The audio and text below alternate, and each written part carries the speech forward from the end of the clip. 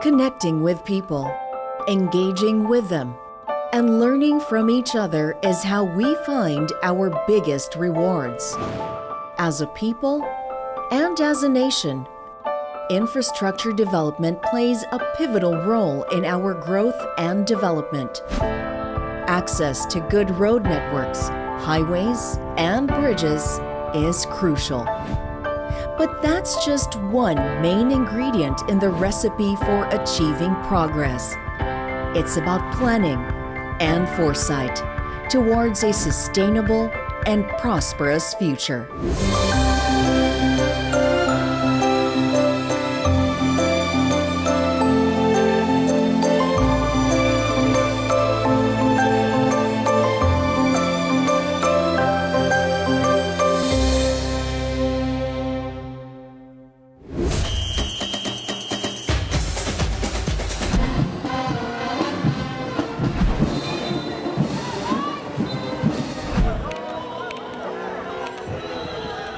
Every year in September, Naga City celebrates one of the biggest and oldest religious festivals in the Bicol Region. This is the Peñafrancia Festival, a celebration in honor of Our Lady of Peñafrancia, the patroness of Bicol.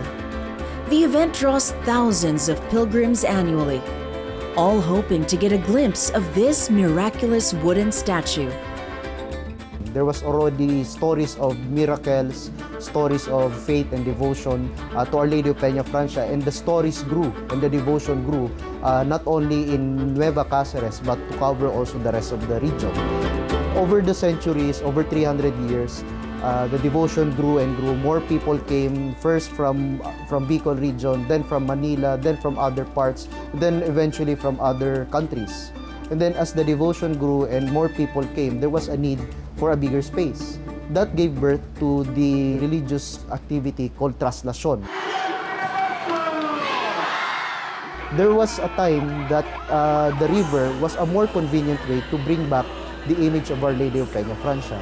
So they decided to change the route to use the river. So that gave birth to the fluvial procession. And we have been doing that practice for the past 309 years. They say that faith can move mountains, so regardless of the terrain. But nevertheless, despite the 8-hour travel, people still go here in droves.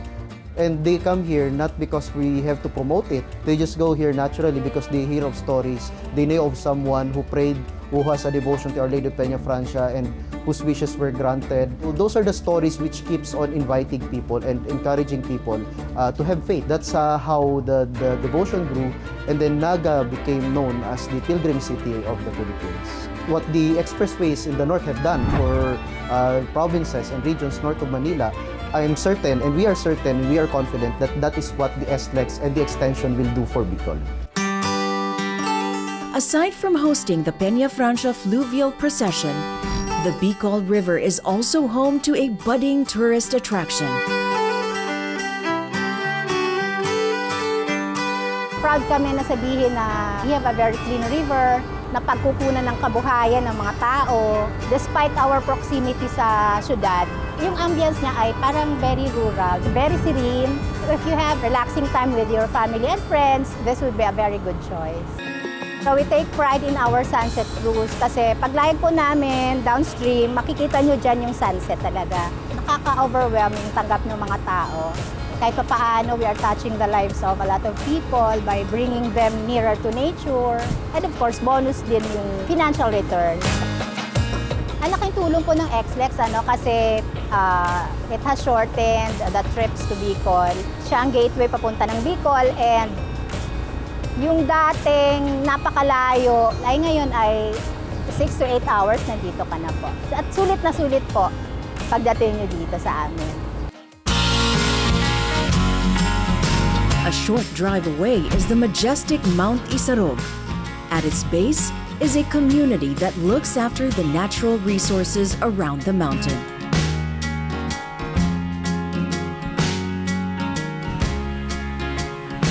Ako po si Rogelio Salignano, naka-install sa Conducit.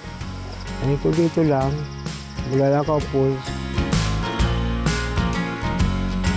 Kawa-kawa po. pamagiti. Dapat malinis. Dapat alagaan yan. Dapat parang gagayuhan tayo ng turista. Pag hindi, wala lang. Na maski ibang bansa, marami napunta dyan. Sa ngayon, madalaan, pero pag summer, marami. Abaca, one of the Bicol Region's main exports, is grown here. Unang-una, tatanim ka, pagkatanim mo, mag-ano ka ng 3 taon bago makuha. Tapos, hagusin ka. Tapos, ibiladi, pagkatuyo, dadalhin mo sa TV Albay. Yung abaca, 60 per kilo. 100, ano yun? 6,000.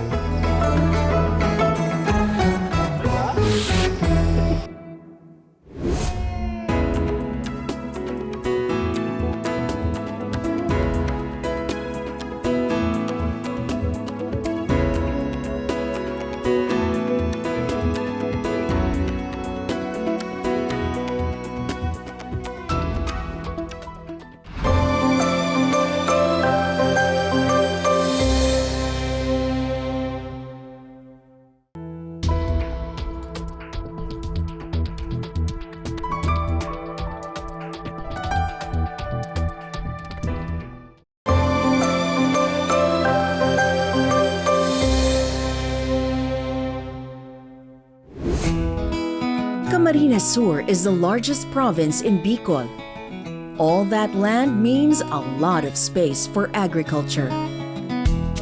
But one farm stands out because of its special history and advocacy.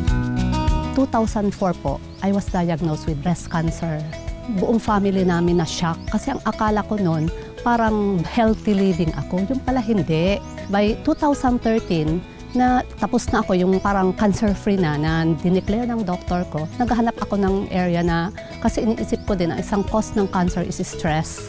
Yung para mawala yung stress ko, ito nakita ko tong farm na ito. Doon po pumasok yung advocacy na parang gusto natin ipaalam sa mga tao na dapat mag-start na tayo na kumain ng healthy. Kasi ang hirap po pag nagkasakit ka. Sa noong 2017, inopen na namin po isa sa public. Naniniwala kami yung advocacy na healthy na pagkain para sa lahat. Hindi lang yan mamimili na sa mga farmers lang.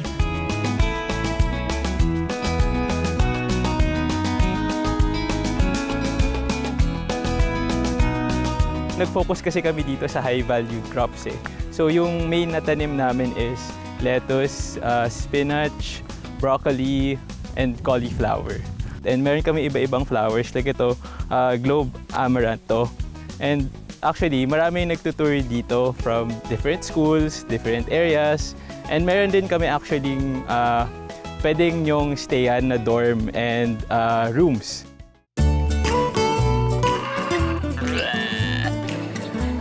So nandito tayo sa animal area ng Sonrisa. Meron kami dito mga black pigs, organic chicken, and mga sheep, and mga duck.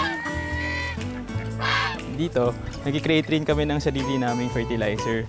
So vermicast yung ginagamit namin. Dito nakastore yung African night crawlers namin. Tapos sila rin yung nagpo-produce ng fertilizer na ginagamit namin for our vegetables and plants.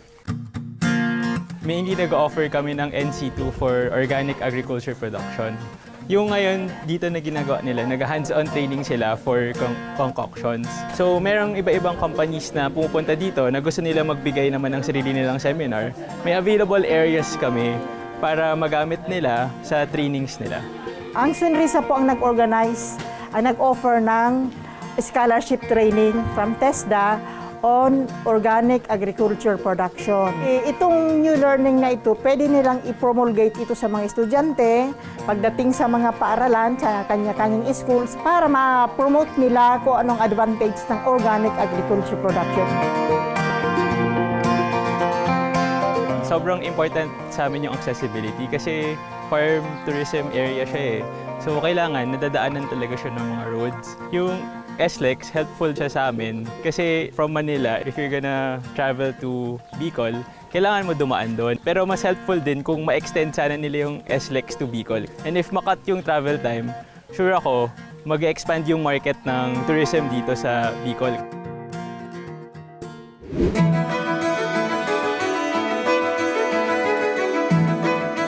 There are other kinds of farms in Camarines Sur too. The ones you wouldn't expect to find in the area. Una, nang umuwi ako from Hawaii, may dala-dala akong strawberries, the Hawaiian varieties, cross-pollinate through Highland varieties from Baguio and Sweet Charlie. Nang after a year na pag-aaral, na-develop na din yung lowland strawberries. Kasi ang strawberries, nabubuhay ng temperature is 21 degrees below. Kami sa lowland is 21 up ang temperature, up to 37 to 40 degrees. Buhay ang lowland strawberries. Kasi resistant na siya on pests and diseases through heat-resistant strawberries na na-develop na namin. Na mas matamis ang bunga and mabango. Ito kasing farm dinevelop ko, gusto kong maging kompleto. Same po ng strawberries from Baguio. Dito po sa Bicol meron na. Then may mga guava, may purple guava. Nadami pong mga bagong tanim na andito sa farm na mostly nakikita na natin sa ibang bansa.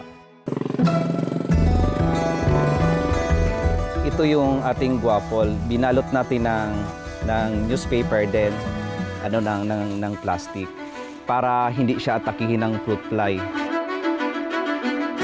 Yung isang problema talaga namin is yung road ma-widen. Kasi yung mga buses din, yung mga private nahihirapan kami. Yung roads talaga is napaka-importante. Kasi tulad ng mga educational tour, hindi totally sila nakapapasok sa farm. Hanggang doon lang sa dulo sila, maglakad na lang. Yun ang advantage kung ma-widen din yung mga roads and magkaroon ng magandang tulay para lahat makatuwi na yung daanan. Mas maganda po na meron na gano'n na yung sobrang bago.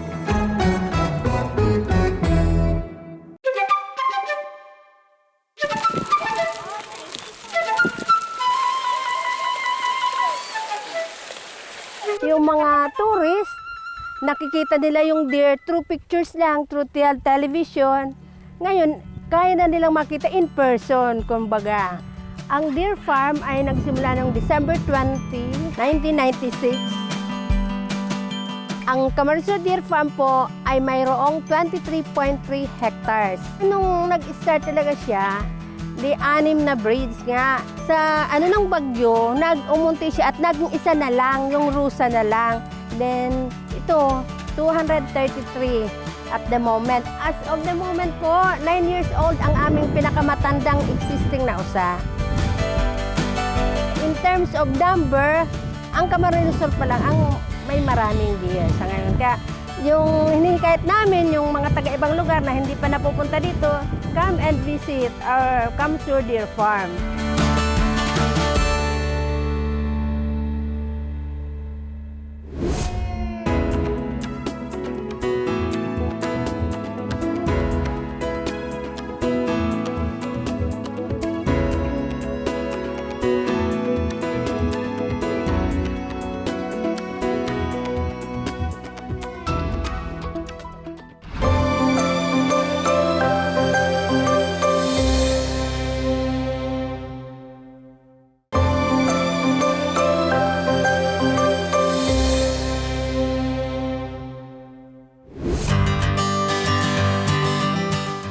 When you're talking about Camarines Sur and pasalubong, there's one product topping the list: pili.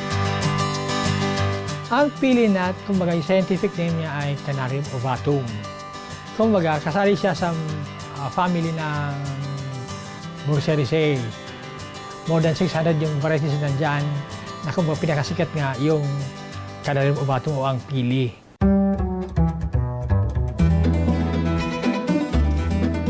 J. Manuel Pisces ay ang leading processor ng pili nuts dito sa Bicol Region. Ang unang produkto na ginawa ng The House of Pili ay yung tarts, yung boat tart at saka yung round tart. From that, nag-evolve na, nag-increase into yung mga kernels tulad ng crispy pili nut with honey, yung crispy pili nut roasted, at saka yung crispy pili nut garlic. So all in all, meron na kaming 8 variants ng pili nut kernels. Ito nakikita nyo dito, ito ang tawag namin na crispy pili nut with honey. Pinipito muna namin yung raw pili. Then after frying, dito na siya para hiwa-hiwalay. Bago yan i-pack, dadaan muna sa magnet para kung if ever may mga foreign bodies, magnetic materials, makuha niya. Tapos yan, wini-weigh in, pinapack. Proud kami na 92% ng supply ng pili nuts come from Bicol Region. Sinusout namin. Yung mga farmers and then traders, diretso na sa amin pupunta para ibenta yung kanilang products. Mas marami kaming taong natulungan through employment at saka business opportunities. Kasi aside from hiring yung mga non-high school graduates at saka non-college graduates, through mall, nakarating na all over the Philippines, meron na kami. Quicker transport, safer transport, at saka more rich. Dapat from the start, from the farm, up to the processors, up to the table ng kakain, maayos na maayos yung sistema. A decade ago, tourism in Camarines Sur was a far cry from what it is now. Officials knew then that they had to come up with something special to lure visitors. And that was how the Camarines Sur Water Complex was born. It is said to be the best wakeboard park in the world.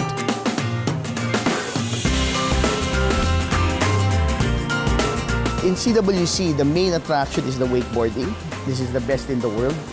Within the facility, we built also a hotel, Villa del Rey. It has 300 rooms, different types of rooms. So we cater to almost all. 13 years ago, it was really more of an agricultural province. And then we decided, how do we promote the province for tourism? Because we had a beautiful beach, we had beautiful location, scenery, waterfalls. So we focused on developing our tourism for the locals. When the tourists spend money, it goes directly to the locals. So at least it improves the economy. From 2009 till 2011, we were the top tourist destination in the Philippines. Our season for foreigners is from October to March. Come April naman till June, it's summer. So now it's the locals who visits here. So we kind of balance it out the whole year round. We've already established CamSur as a sports destination, and we are in the process of developing the whole province into ecotourism, both for extreme sports and for the agri and the wellness. So our focus is to really provide a whole package for the whole tourists to come here.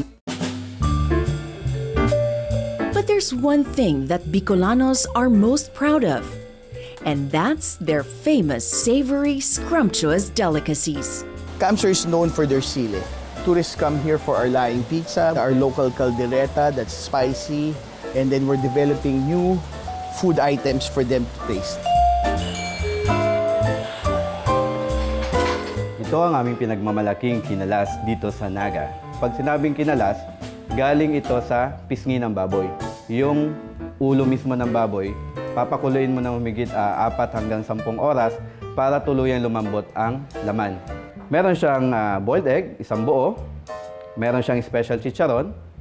Meron siyang kinalas na laman na galing sa pisngi ng baboy, fried garlic, onion leaves, at lagyan na rin natin ng sili.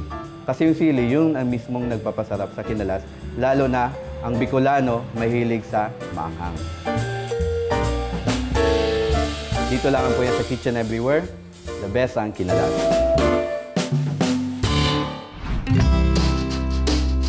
I'm Chef Doy Santo Domingo of Chef Doy's Gourmet Restaurant. Ang Chef Doy's Gourmet Restaurant is an all-Filipino restaurant. Meron kaming fusion ng bagnet na may Bicol Express. So, pino-fusion namin yung iba-ibang dishes na yan kasama yung Bicolano cuisine. And aside from regional dishes, nag-serve din kami ng fusion ng iba-ibang bansa naman. For example, itong paella Bicolana, sinaing natin yung rice sa laing. Habang niluluto yung laing, nilagay natin yung rice, as yung shrimp broth, pati yung coconut cream hanggang sa maluto yung bigas na maging kanin. Tapos, syempre, ginarnishan na natin. Yung laing natin, syempre, nandyan yung sweetness ng coconut cream, nandyan yung anghang naman ng sili na nilagay natin dun sa laing, at yung distinct flavor ng gulay na natong. Gusto namin makilala yung restaurant na talagang ang bit-bit natin yung sariling atin, yung Filipino restaurant.